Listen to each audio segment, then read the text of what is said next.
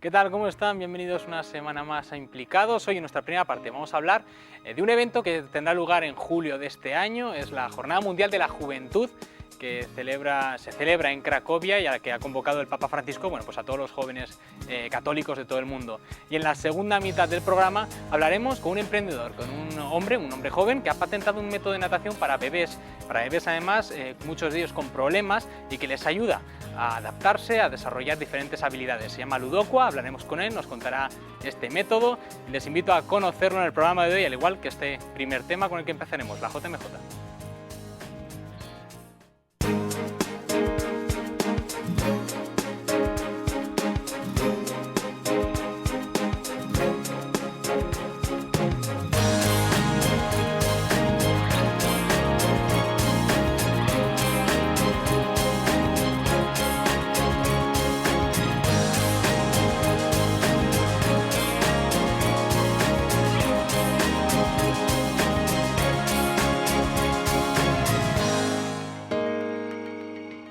Nuestra primera parte, ya hemos dicho, vamos a hablar de la Jornada Mundial de la Juventud que tiene lugar este año en Cracovia en julio. Tenemos además en nuestro plato, bueno, pues tres diferentes sectores de la Iglesia que están involucrados en la organización de aquí desde Pamplona, desde nuestra diócesis, de este evento. Nos acompaña en nuestro plató Ignacio Ordozain, él es sacerdote de la diócesis de Pamplona y Tudela.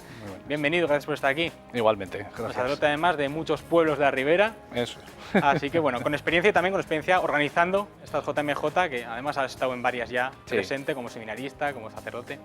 También a mi derecha se encuentra Eloy Robles. Él forma parte de la organización de la JMJ para Cracovia aquí en Pamplona. Gracias por estar, Eloy. Muchas gracias a ti.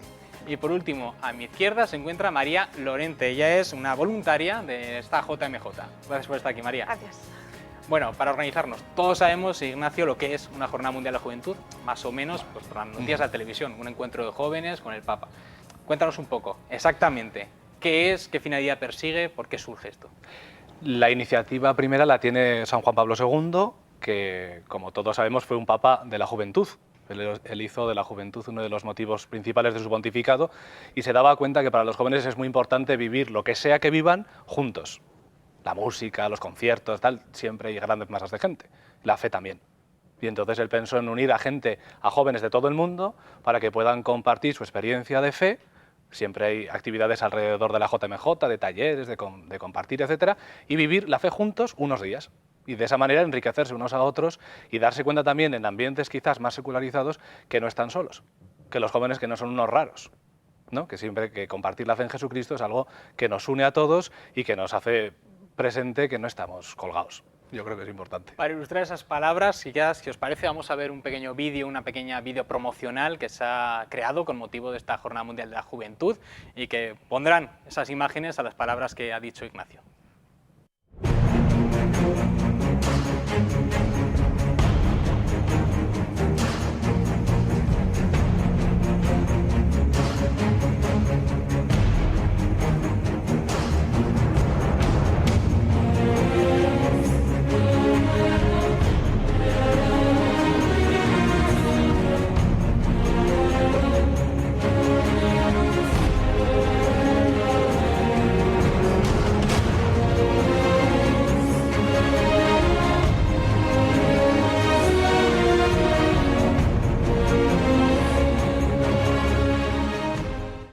Jovens, temos encontro marcado na próxima Jornada Mundial da Juventude, no ano 2016, em Cracovia. Na Polônia.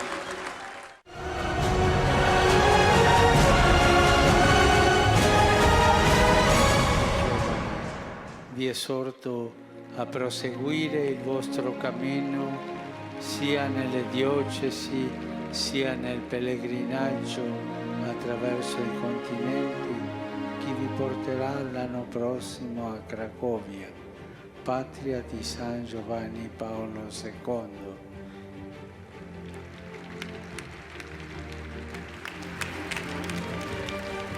Iniziatori delle giornate mondiali della gioventù.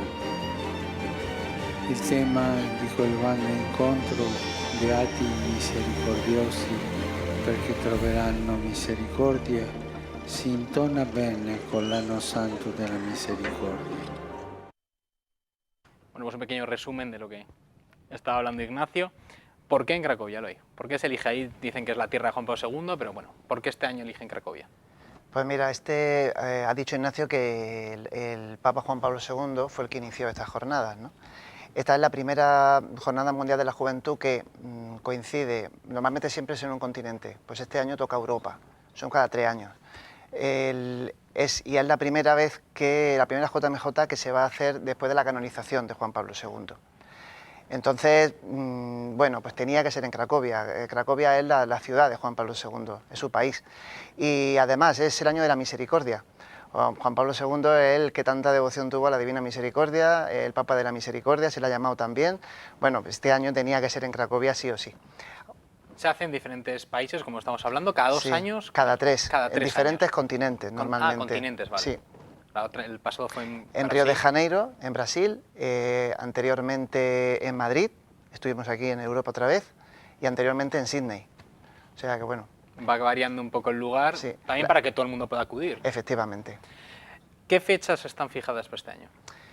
La Jornada Mundial de la Juventud se divide en dos periodos. Los días del encuentro del Papa, las ciudades centrales, que son del 25 al 31 de julio. Y luego, bueno, ahí se juntan pues jóvenes de todas las diócesis del mundo, todos los países, y ahí tenemos, bueno, pues se pueden juntar hasta 1,5 millones, 2 millones de jóvenes. Una barbaridad. Y anteriormente a eso, siempre el país que acoge ofrece 5 días anteriores que celebran los días en la diócesis. Entonces, todos los jóvenes que acuden a la JMJ se reparten antes por todo el país en diferentes diócesis y allí te acogen, ¿no? Es una muestra de hospitalidad para vivir en comunidad con la diócesis en cuestión del país. Los polacos pues tienen fama de gente pues, muy hospitalaria y muy acogedora. Dicen ellos mismos que es lo mejor que tienen. Así que bueno, vamos a comprobar si es verdad o no. Esto será del 25 al 30. 25 al 30. No, perdona, del 20 al 25. Del 20 al 25 es la acogida, digamos. Y del 25 al 31 la jornada, propiamente los días con el Papa. Que es cuando llega el Papa, ¿no? Efectivamente. Y están en lugar todos los actos, luego entraremos un poco en los actos. Desde Pamplona, ¿cómo habéis organizado? ¿Cuánta gente más o menos? Porque yo sé que en España la Conferencia Episcopal ha dicho que más de 30.000 jóvenes van a ir. En Pamplona, lo organizáis, no sé si desde la parroquia Ermitagaña, bueno, Delegación de Juventud. Delegación de Juventud. ¿Cuánta gente, aproximadamente cuántos jóvenes van a ir y cómo habéis organizado esa cantidad? Pues mira, de Pamplona, de la diócesis de Pamplona a Tudela, están apuntados ahora mismo unos 540 jóvenes. Vamos, bastante, no está mal, ¿eh? De esto hemos organizado 2 viajes. Uno que es con asistencia a los días de la diócesis y otro que no, es solamente ir a los días de Cracovia. ¿Días de la diócesis aquí o allá? No, allí en Polonia. Vale. Concretamente, la diócesis de Pamplona nos toca en Varsovia. Ah, vale. Entonces, la capital, entonces, bueno, pues esperamos, digamos, estamos en contacto continuo con la gente de allí, están organizando un montón de cosas, tenemos ya el plan, las actividades, una cosa... Luego quiero que entremos en eso más tarde, muy bonito, las sí, actividades. sí. Y, por ejemplo, otras ciudades, por ejemplo, Madrid, ¿España va a Varsovia o Navarra va a Varsovia? Navarra va a Varsovia. Los días de la diócesis pues, se han dividido en diferentes sitios, eso es un poco opcional, Vale. depende de la diócesis. Un grupo grande va a Poznan, una ciudad que está más al sur de Cracovia.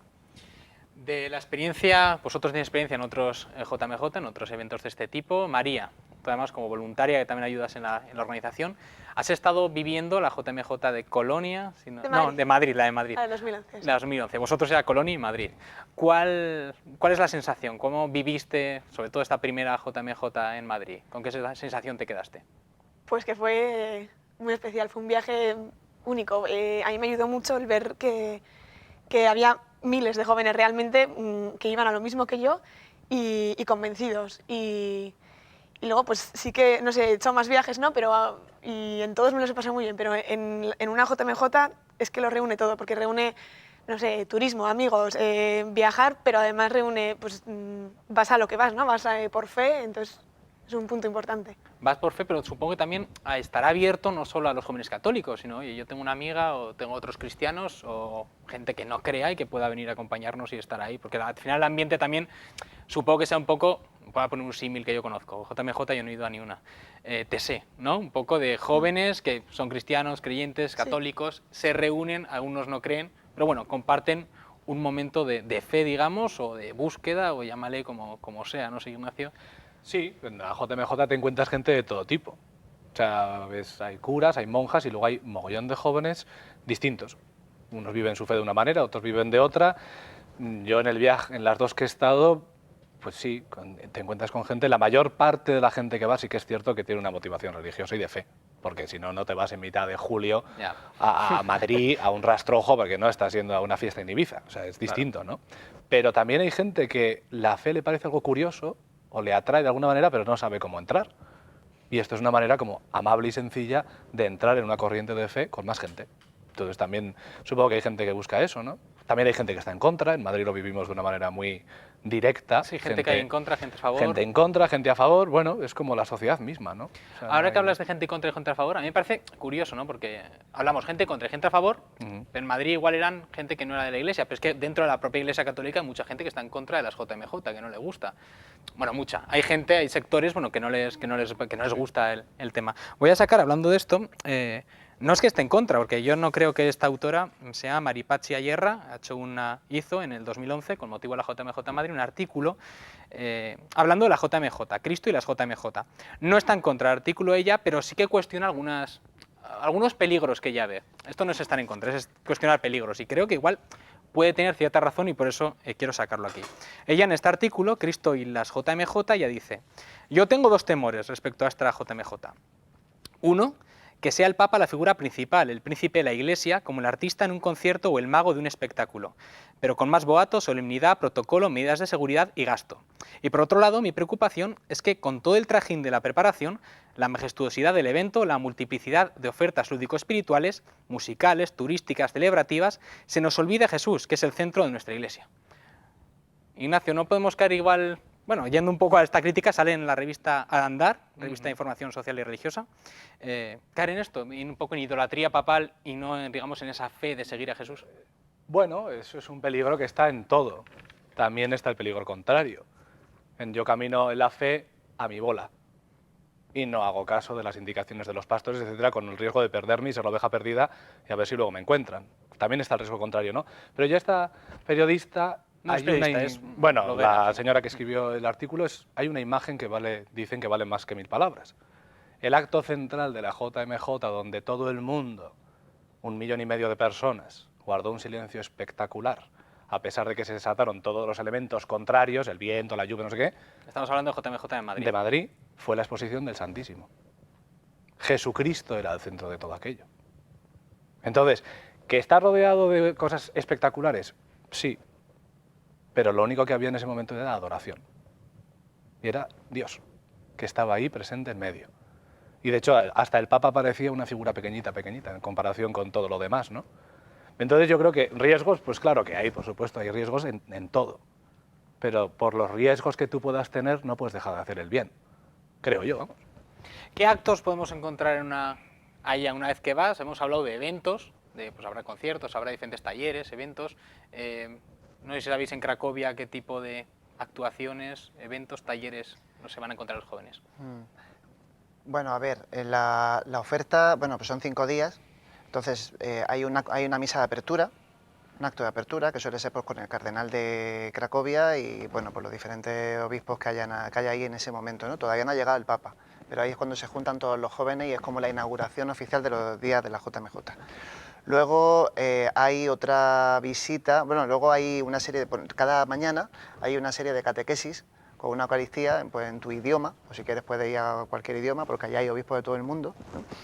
Luego por las tardes pues tienes algún acto ya, bueno, un día tenemos la acogida del Papa, que vamos a Cracovia, todos allí a encontrarnos con él. Luego otro día tenemos un Vía Crucis, y otro día ya nos vamos al acto central que está diciendo Ignacio, que es el último día, que es todos los jóvenes que hay a la JMJ nos juntamos en un sitio al aire libre y tenemos una vigilia de adoración con el Papa, pasamos noche allí y al día siguiente tenemos la misa de envío con el Papa. Y a partir de ese momento ya pues acaba oficialmente la JMJ. O sea, no es tanto un festival, como ves está muy centrado en lo que yo creo que tiene que estar centrado, ¿no? Que es pues, bueno, pues en actos de fe, propiamente. De vuestras vivencias, a los tres, ¿querías añadir algo, Ignacio? Sí, que la fe de la Iglesia siempre se ha manifestado de una manera cultural. Desde el principio de la encarnación, Jesucristo se hizo hombre para que le viésemos. Entonces, la fe de la Iglesia hoy también se hace visible. Entonces, hay una catequesis, hay una misa, que es por supuesto, pero eso luego se hace visible en música, en danzas de los países donde se manifiestan danzando, en manifestaciones teatrales. Yo creo que es lo normal, es muy humano. La religión cristiana es muy humana. Entonces, por eso se manifiesta de esas maneras.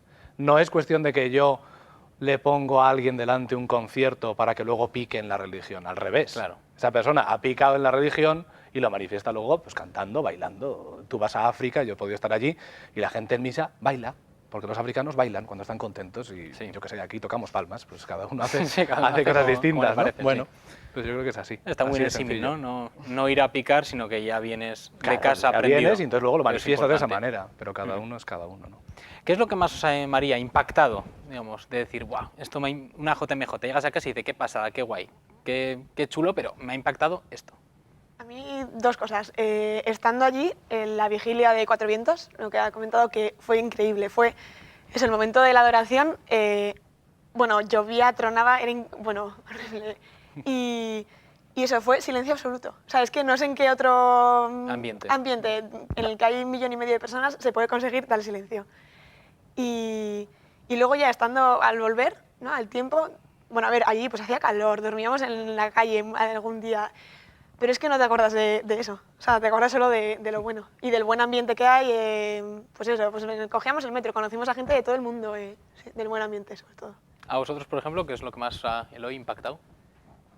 Es distinto también cuando has ido a varias, Claro, la edad y la edad. va influyendo Eso es. y el papel en el que tú vas. No es lo mismo ir de joven que ir de organizador, ¿no? No tiene nada que ver, ¿no? Entonces la veo de distinta manera. Si tú me preguntas así qué tienen en común, qué experiencias sacas, qué cosas te impactan, pues mira, yo dos cosas, en la línea de lo que dice María. Una, el buen espíritu de la gente que hay allí, porque dices, es increíble el buen rollo que hay. Es que es verdad, eso que dice, que miras cómo se quieren, pues es que es verdad. Es que es una barbaridad, hay que estar allí. Hay gente que eso le molesta incluso, ¿eh? Esos que están en contra, que decía yo antes. Y la otra, el momento de la vigilia, ¿no? La misa, el acto central, lo de estar en el campo, ¿no? Ahí están 1,5 millones de personas. Habéis visto fotos de Río de Janeiro, de Madrid, de cualquier JMJ, la podéis verla en internet, donde sea. Es una pasada estar allí, es una pasada. Y lo ves, y está la gente a lo que está. Es increíble. No hay grupos allí de botellón, no hay gente haciendo otras cosas. Es que estamos todos en lo mismo. Es increíble. Y cuando ves tanta gente, sobre todo muy importante, y el mensaje que yo creo que a mí más me edifica de todo esto, es que no estamos solos. Y a mí me merece muchísimo la pena llevar a jóvenes allí, sobre todo jovencitos que tienen 16 años, 17, que no han salido nunca de aquí, que no han salido nunca de su parroquia, nunca de su pueblo, y que les cuesta trabajo ir a misa el domingo. Y dices, chico, abre los ojos, mira la iglesia joven. Son mareas y mareas de gente. Eso es que viene, vamos, edificado todo lo que quieras, con las pilas puestas. A mí precisamente es eso, ¿no? La Iglesia, esa manifestación de la Iglesia universal. Porque a veces uno tiene una visión un poco cerrada de su propia realidad eclesial. Que si te toca una parroquia llena de gente mayor, pues piensas que es una decrepitud, y si te toca una de solo gente joven, te piensas que la Iglesia es solo gente joven, claro. Y no es así. El Papa Francisco habla muchísimo del testimonio de los ancianos, ¿no? Pues vas a una JMJ y te encuentras gente que vive la fe, la misma fe en Jesucristo, de maneras totalmente distintas. Y es increíble. A mí me parece absolutamente increíble, porque no hay ni una otra realidad en el mundo que se viva de esa manera, ¿no? Una unidad, una raíz, pero luego manifestada en cosas muy distintas, ¿no? Es muy edificante, y luego también es animante, pues claro. Porque si te toca vivir una realidad eclesial pobre, yo me acuerdo de coincidir con unos, iba a decir pobres, pero no eran nada pobres, católicos de Finlandia, que están tres y el del tambor, literalmente, o sea, es que allí no hay católicos. Pues ahí estaban, dando testimonio de fe al lado de unos españoles que vamos ahí en manada porque somos miles, y luego damos menos testimonio que esos tres católicos finlandeses, ¿no? Pero a mí me gustaba eso, ¿no? Ver la hermosura, y que la Iglesia no somos los curas ni los obispos. Claro. Porque en 1,5 millones está el Papa, que es uno, suma uno. Luego los obispos y cardenales, que no sé cuántos puede haber, 4.000 o no sé cuántos llegan. Curas, a lo mejor algunos más. Y todo el resto de 1.100.000 personas más son gente normal. Entonces, eso es la Iglesia, ¿no? A veces nos acusan los curas de que, no, es que vosotros tal igual. Yo no soy la Iglesia, yo soy parte de la Iglesia. Y eso se ve muy, muy fácil en una JMJ. Está muy bien esa idea. Respecto a lo que comentabas, la emoción, el subidón que te puede dar en ese momento, digamos, esa vigilia, también surge esta pregunta, ¿no? Vuelta a casa, ¿y ahora qué? ¿Y ahora qué? Es decir, vengo, ¡guau!, como si vieras de un retiro, no sé, o yo pongo ese ejemplo, TC. Yo fui a TC en Francia, volví, dije, ¿qué pasada? Pero luego, ¿qué? Luego, ¿qué pasa? Luego, ¿cómo se mantiene eso? ¿Qué se hace? Claro. ¿Se vuelve a lo de antes, a la misma dinámica de antes, de No. lo que comentaba Eloy, me cuesta, pues voy a misa, pero tampoco, tal? ¿Qué Yo pasa creo que después? una JMJ te puede cambiar, puede ser un antes y un después.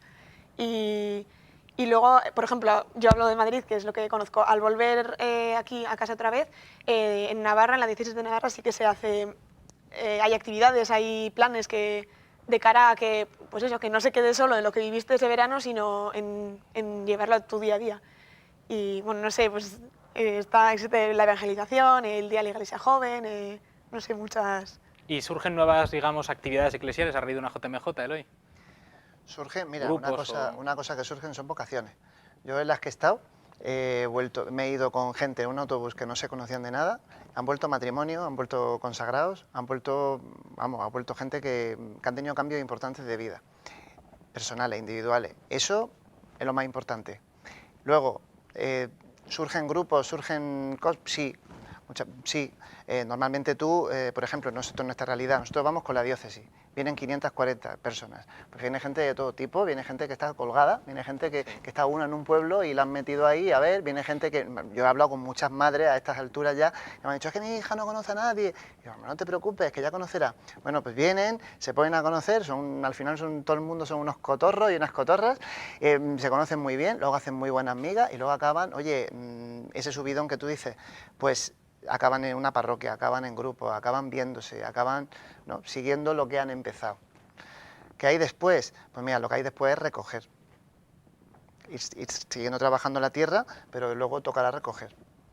Y en eso no somos distintos de los apóstoles. Claro. Pedro, Santiago, Andrés vieron a Jesús resucitado X veces. Subió a los cielos y luego tuvieron que seguir. Y nosotros somos igual. Tienes experiencias positivas, fundantes, ¿no?, que te animan, que no sé qué, y luego sigues adelante. Yo creo que es importante tenerlas porque, claro, ir a trancas y barrancas sin tener nada positivo, pues es muy difícil. Pero si tienes un momento de decir, oye, yo aquí sí que tengo esta experiencia, luego no puedes vivir eternamente de eso. Claro. Lo tienes que ir... yo ponía un ejemplo que no es poco, pero es como un chorizo. Tú tienes todo el embutido, pero luego lo tienes que ir estirando para que realmente salga chorizo. Pues entonces, esto es lo mismo. Tú tienes una experiencia de fe y luego la vas estirando en tu vida y se va transformando y va creciendo y se va haciendo nueva. Pero necesitas un punto de inflexión, ¿no?, un punto de apoyo. Ha salido una palabra bastante, la sensación de comunidad, de no estamos solos. La señora que dice, mira, mi hija está aquí en el pueblo y no conoce a nadie. Pues va a una JMJ y se junta con otros jóvenes, ¿vale?, que comparten esa fe.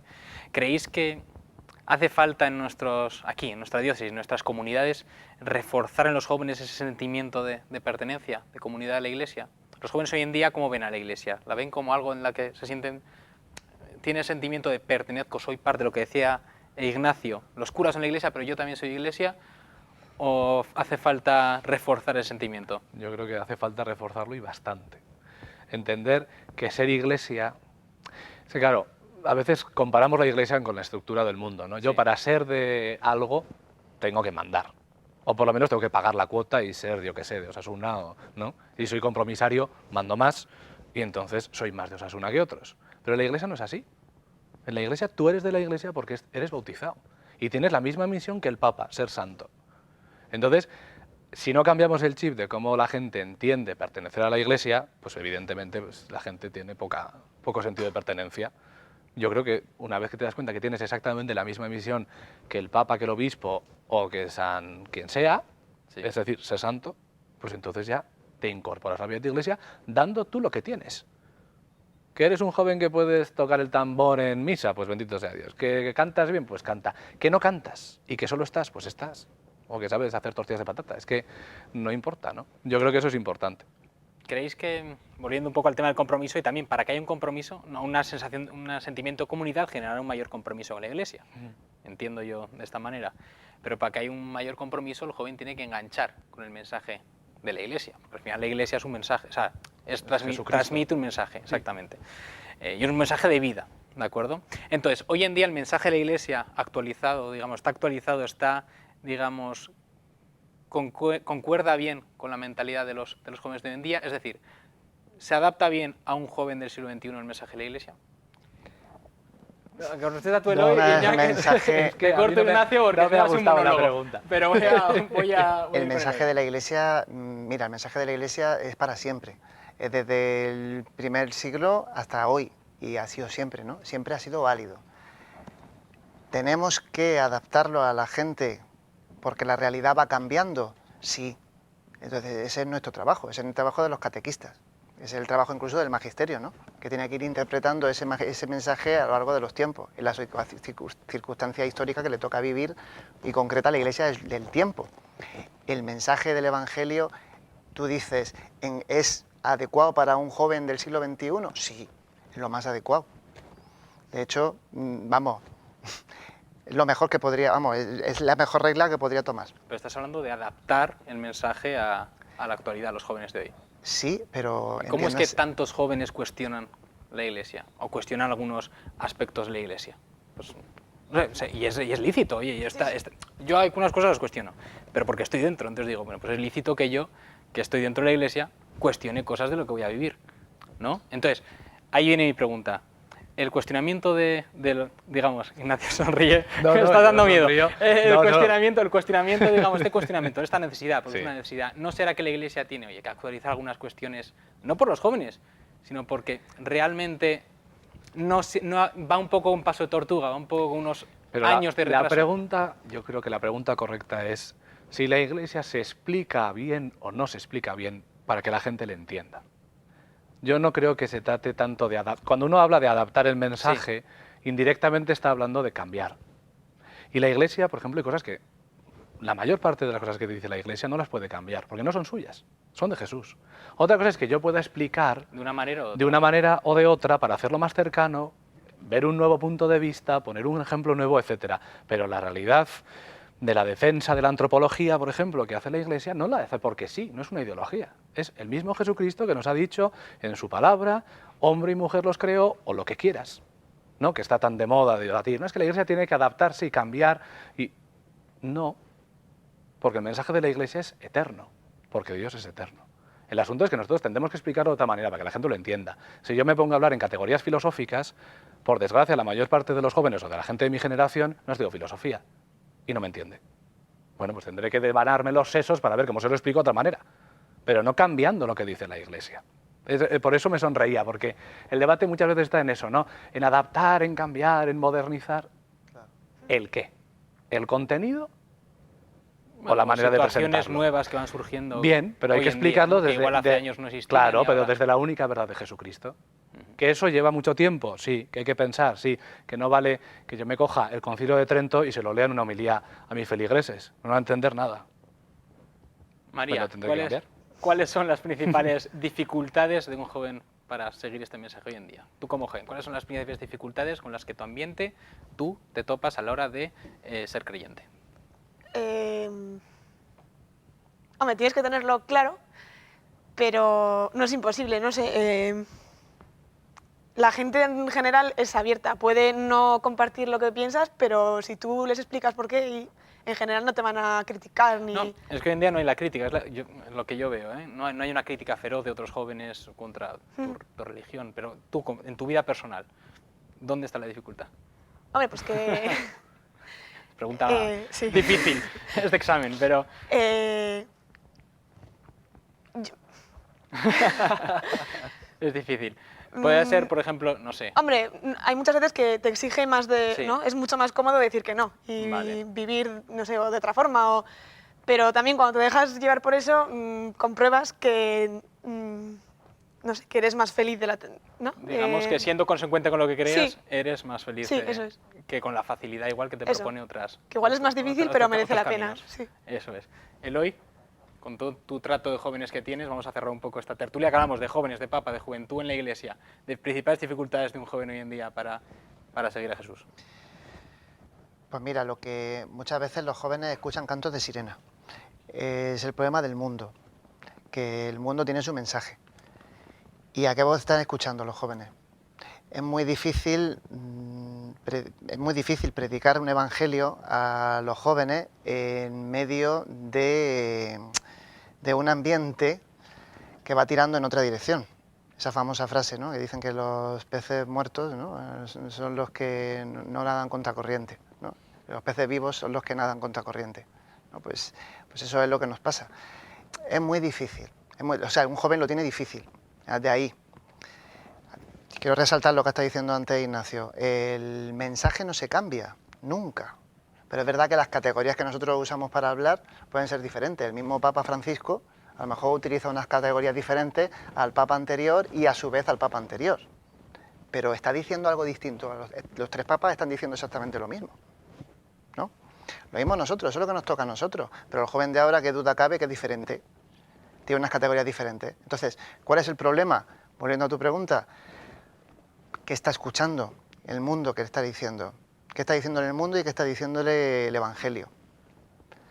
Bueno, pues ahí está. Al final es una decisión personal. Nosotros tenemos que empujar, nosotros tenemos que ayudar a hacer luz ahí. Pero bueno, al final... Me gusta la palabra cantos de sirena. Hasta muy bien. Oye, pues os quiero agradecer mucho el haber venido aquí a Implicados, haber hablado no solo de JMJ, que era lo que veníamos a hablar, sino aprovechar, bueno, pues esa presencia que tenéis, tú como cura joven, y tú como organizador, y tú como voluntaria joven, pues cómo vivís vosotros, cómo veis a los jóvenes en la iglesia, que también era bueno sacar este tema. Ignacio, Eloy, María, mil gracias por estar aquí, por hablar de la JMJ, y espero que, bueno, que vaya maravillosamente el viaje desde aquí, que salga todo estupendo, sin caos, sin aglomeración. Todos. Vamos, que se organice todo muy bien y que vaya todo genial, que volvéis, todos. Vamos. Pues no sé, con nuevas vocaciones incluso. Eso, sobre todo. Sí. Bueno, vamos a despedirnos con un pequeño, antes de pasar a publicidad, yo quiero que nos despidamos con un vídeo, ¿vale? Con un pequeño vídeo que también recoge y anima un poco pues este espíritu de la JMJ, y después del vídeo ya publicidad y volvemos para hablar de Ludocua.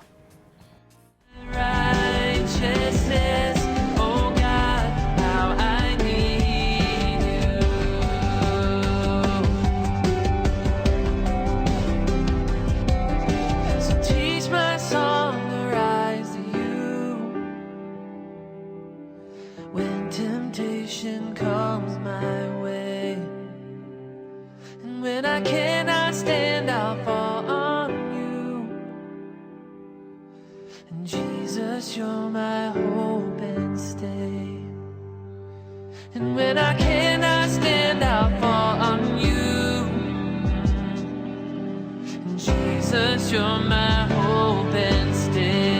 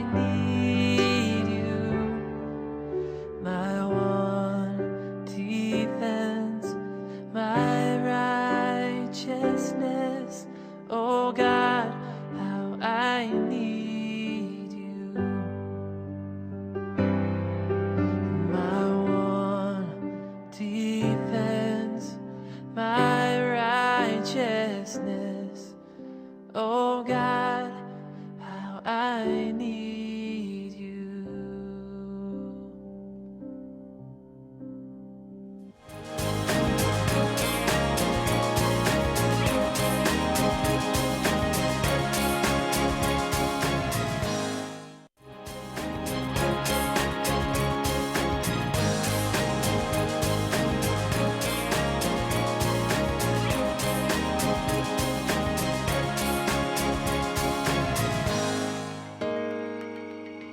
Cambiamos ahora de tema, vamos a hablar ahora de un método que ha creado pamplonés, un emprendedor pamplonés de natación para bebés y que ayuda mucho a bebés con problemas como puede ser el autismo, síndrome de Down, bueno, pues en diferentes aspectos.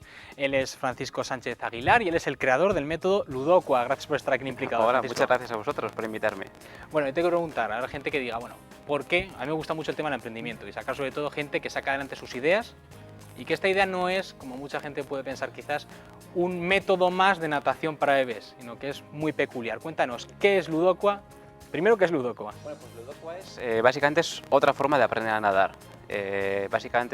Yo veo dos caminos para aprender a nadar. La forma básica, que es la que se imparte en el 95% de los casos, y luego pues sí que hay gente que se separa un poquito de esa carretera tan ancha y ahí es donde yo me he distanciado más y he creado mi propio método para enseñar a los niños y bebés a nadar. Que es un método de niños y bebés. Eso es. ¿Qué tiene diferente este método que tiene ese 95%? Pues lo diferente es que los niños no se dan cuenta que aprenden a nadar. Así como otros métodos, por ejemplo, en fútbol van a jugar. Cuando haces cualquier deporte vas a jugar. En el colegio están jugando. En el instituto están jugando. ¿Qué pasa? Llega a natación y a dar caña con nadar. Entonces a mí me parecía interesante que también los niños pudieran aprender a nadar jugando. Entonces lo diferente de este método es que todas las actividades que se hacen en el agua son mediante el juego. De tal forma que ellos no tienen ninguna...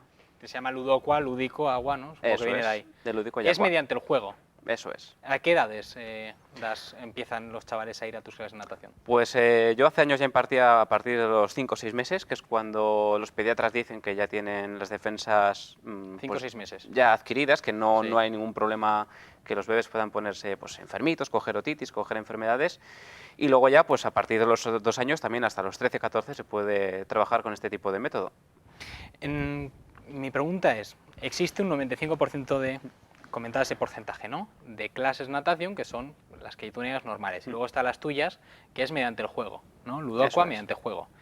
¿En qué momento se te ocurre crear, dices, oye, un día dices, voy a crear, tengo esta idea, ¿por qué se te ocurre esta Pues sí, esta fue empresa, digamos? un poco locura de un día, porque yo ya tengo 31 tacos, llevo ya 10 años de experiencia en esto del agua, y yo empecé a nadar, pues a enseñar a nadar, perdón, como pues enseñan. Tienes que estar fuera del agua, hay estas pautas, estos materiales, y se enseña.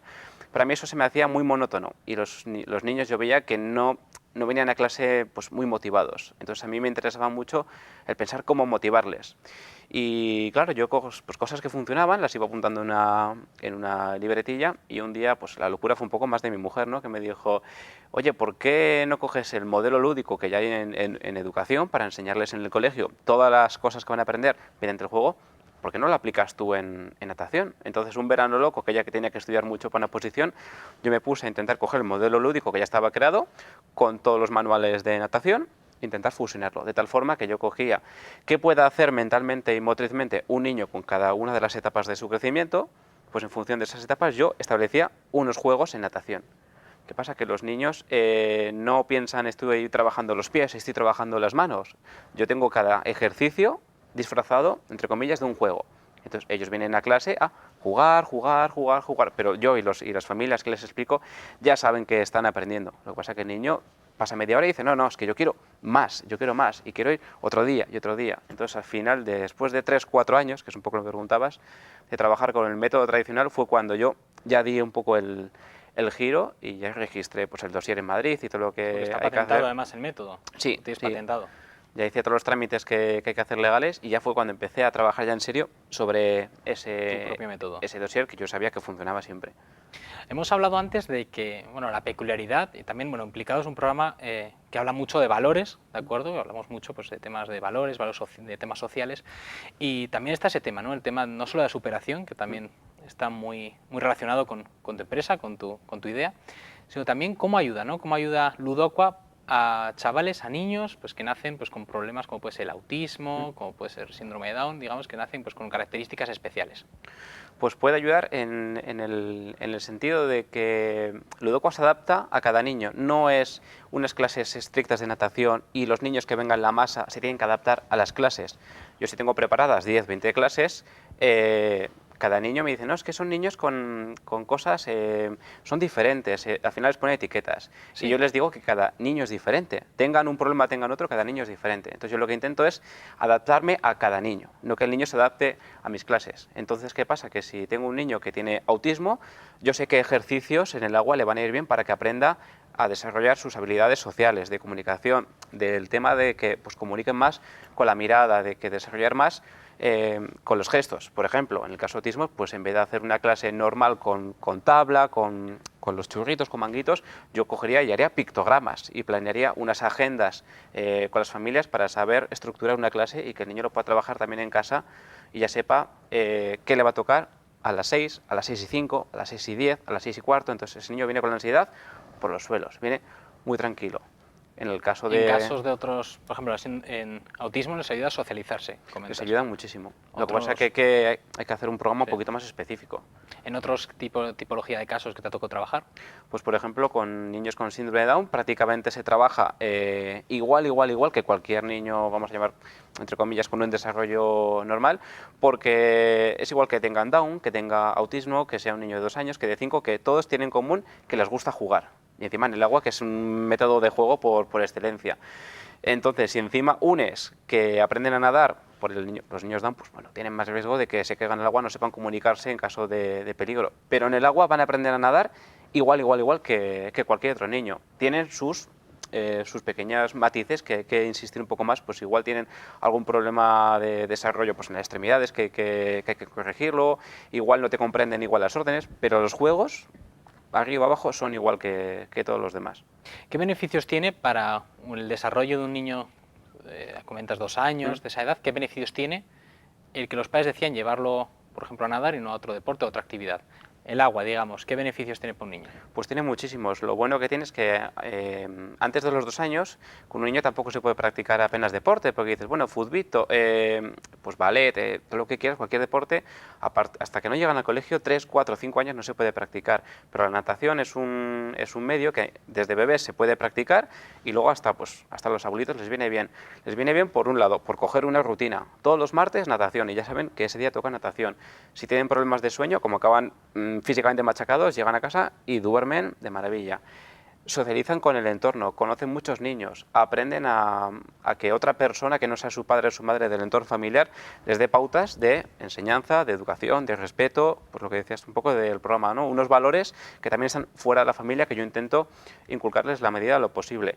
En el caso de niños con pues especiales, ¿no? Por así llamarlo, con autismo, con Down, pues también importantísimo el tema de la socialización, el tema de hacer deporte, si es un niño con problemas musculares para fortalecer, a modo de terapia física. Y luego, si nos vamos un poco más al ámbito de mental, pues también en las clases se pueden meter ejercicios, pues si haces una colchoneta, en vez de poner cubos, pues puedes poner pictogramas, puedes poner números, puedes poner letras y un poco asocias todo y no solo es nada, sino que tiene muchas más connotaciones. Hablabas de los manguitos antes, de los manguitos. Porque hay gente, yo mirando internet un poco, ¿no? Un poco sobre el tema, no sobre ludocua, sino natación de bebés. Hay un poco gente a favor, gente en contra de usar estos medios para que los chavales se vayan acostumbrando al agua. En tu caso, yo estoy ¿cómo es tu totalmente en contra.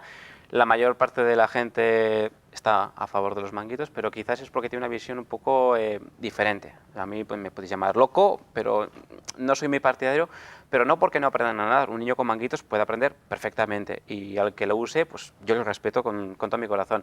El tema de los manguitos es que a las familias les dan una falsa seguridad. Quiere decir, un niño puede aprender a nadar y a desenvolverse en el agua sin manguitos, pero en una situación controlada. ¿Qué pasa? Que en verano, que es cuando le ponen los manguitos para estar un poco más tranquilos, porque el niño no se defiende, es cuando, graciosamente, nos distanciamos un poco más de nuestros hijos.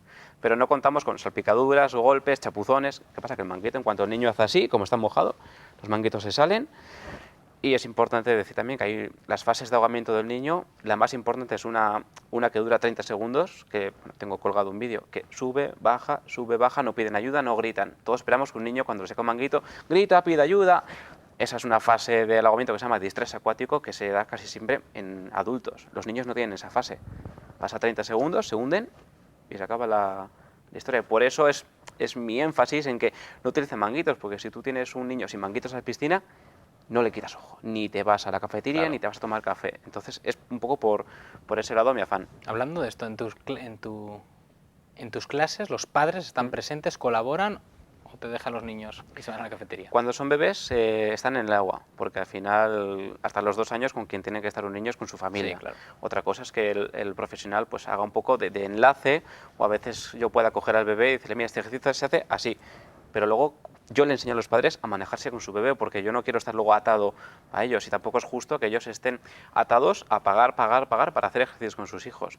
Luego ya a partir de los 2 años sí que entramos un poco más en la etapa infantil, y sí que ya trabajamos más pues la autonomía, el tema de que ya enseguida van a ir al colegio, y sí que los papás no están en el agua, pero yo no tengo ningún problema en que se queden al lado mirando, porque exactamente, yo voy a hacer exactamente lo mismo. Tus grupos además son reducidos, entiendo. Yo cojo máximo 2 niños, sí. Claro, por lo que estás hablando entiendo que son pocos chavales. En este caso, a la hora de que un chaval, que un niño aprenda a nadar, ¿es mejor que le enseñe el propio padre, que el padre está ahí? ¿O qué diferencia habría entre tú como profesor o un padre que enseña a nadar a su hijo? La diferencia es Porque que el padre está 23 horas y media con el niño, y el niño ya pues lo conoce mucho, le tiene todo el brazo cogido, y el profesor, como es solo un día a la semana, lo tiene como en un pilar aparte, entonces no tienden tanto a intentar torear al niño. Yo creo que también con los padres pueden aprender a nadar, y a veces lo que nos falla es el punto de vista, que nos ponemos en un punto de vista un poco más alto, creyendo que se tienen que comportar como nosotros, pero realmente cuando nos bajamos a soltura, es igual que seas un profesor, que sea su padre, que el niño si está jugando, le da igual con quién esté tratando en ese momento. En uno de los mayores problemas, ¿no? Digamos, a la hora de un niño que aprenda a nadar, o que no aprenda a nadar, o que, sin más, hay muchos que tienen un miedo terrible al agua. Te habrá tocado, Sí. te habrá tocado vivirlo, te habrá tocado Sí, en tu me ha trabajo. tocado, sí, sí. Muchos que tendrán un miedo terrible. ¿Cómo quitas el miedo al agua? ¿Cómo quitas a un chaval, y esto puede extrapolarse a otras situaciones, el miedo a una situación nueva, o a algo que le da miedo sencillamente? Puede ser el miedo a los animales, en tu caso el miedo al agua. ¿Cómo se lo quitas? Pues lo más Muchos importante... dicen tirarlo y... Eso era la aprenda. antigua usanza, que cogían... Claro. Pero eso era para enseñar nada, que cogían los niños, los llevaban Los al medio de la lanzabas. piscina y salían. Claro que salían. Es que si a ti te meten en la selva, también te buscas la vida para salir. Pero lo que no te cuentan es la angustia que vas a pasar en ese ciclo, ¿no? Yo les digo siempre que lo que hay que tener siempre es, como cuando tienes un hijo, que hay que tener pues 3 partes. Una parte de café, una parte de paciencia y mucha parte de amor. Entonces eso es lo que yo intento hacer en mis clases.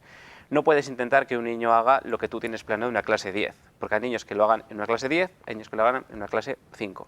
Yo siempre empiezo con sentarlos en el bordillo y saco juguetes, por regaderas, cubos, y les dejo a ellos que interaccionen. Entonces ya ves si un niño se tira agua por la cabeza, si no se tira, si mete un pie, si se queda fuera del bordillo, y ya empiezas a ver un poco hasta qué punto él tiene miedo al agua. Lo siguiente que hago es, los cojo a UPAs, me da igual que tengan 6 meses, que tengan 5 años, los cojo a UPAs, y como la piscina cubre por aquí, yo me dedico a que me cuenten un poco qué ha hecho el colegio, que me cuenten sobre su familia, sobre sus padres, y a UPAs yo voy andando por la piscina y me van contando, y vamos viendo. ¿Que tengo que estar un día? Un día. Prácticamente en 15 minutos empiezan a coger con confianza, y toda esa clase empiezo a hacer ejercicios de soltar una mano con un juguete, soltar las 2 manos, chapotear con los pies, salpicarnos, y poco a poco vas, digamos, yo no le voy soltando nunca, pero el niño poco a poco no te va necesitando. Entonces cuando un niño tiene miedo, te agarra mucho, pero si consigues que haya un elemento externo, en ese momento sea más interesante que tú, él te va a decir, quita, que yo quiero ir a jugar con esto. Pues ese momento es el que te está pidiendo su propia autonomía, que es innato a los niños. Todos quieren crecer, todos quieren ser mayores, pues es un proceso que unos niños duran más, otros menos, pero él mismo te va marcando. Antes de despedirnos, conociendo este método, ha salido en pantalla el cartel, uno de los carteles con el que te sueles promocionar, por si a alguien le interesa, pues está tu teléfono. ¿Dónde, por alguien quiere saber, el centro donde das este tipo de clases? Yo ahora mismo trabajo en el On Fitness, en el Centro Comercial La Morea. On Fitness La Morea, pues ahí pueden preguntar por tu método, pero yo antes de despedirnos, yo te admiro porque tú has publicado libros, has regentado un bar, has creado un bar además muy novedoso en Pamplona, que ahora ya lo has dejado, por desgracia, para algunos, pero has llevado un bar, tienes esta idea, es decir, eres una persona muy emprendedora, muy lanzada, muy echada para adelante y que lanza sus proyectos, y a mí eso la verdad me encanta. Así como mucha gente tiene miedo a lanzar determinados proyectos, brevemente, una frase, ¿qué es lo que a ti te quita el miedo? En una frase, nos tenemos que despedir. Las ganas de ayudar a la gente. Es que a mí lo que me ha movido siempre es hacer cosas que le puedan ayudar a otras personas. Digamos que el ayudar a otras personas, digamos, es lo que te te vence el miedo a la hora de emprender? Ese es mi clic para decir, venga, lo voy a hacer. Y si no funciona, buscaré otra fórmula de hacer feliz a la gente. ¿Es fácil emprender en España? Es muy difícil, pero no es imposible. Bueno, vas a quedar con esa idea. Sobre todo no es imposible para aquellas personas que quieran lanzar adelante sus proyectos. Francisco, mil gracias por estar aquí en Implicados. A vosotros por invitarme. Y ahora, bueno, nos tenemos que despedir. Les esperamos a ustedes la semana que viene aquí con nuevos temas. Pasen una feliz semana.